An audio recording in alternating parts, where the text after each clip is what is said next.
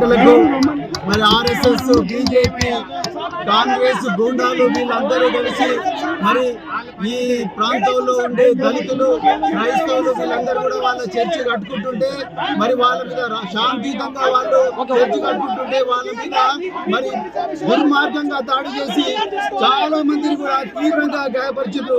దాన్ని ప్రొటెస్ట్ చేయడం కోసం ఇంతవరకు వాళ్ళని ఒక్కరిని కూడా మరి అరెస్ట్ చేయలేదు.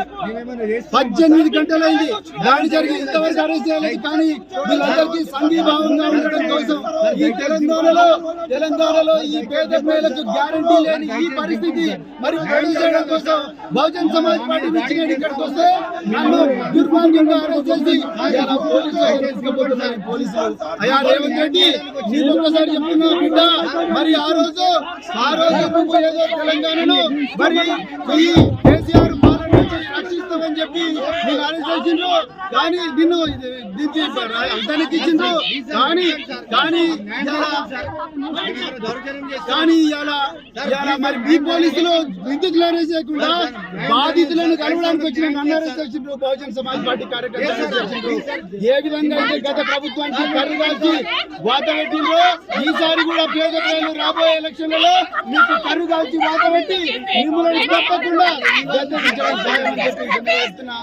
మళ్ళా చెప్తున్నా, మేము ఏ మతానికి వ్యతిరేకం కాదు, రాజ్యాంగాన్ని రక్షించుకుంటాం.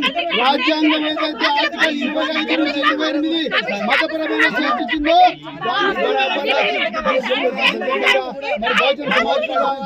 పూర్తిగా చెప్తున్నా. నేను తెలంగాణలో ఎవరు కూడా భయపడాల్సిన అవసరం లేదు.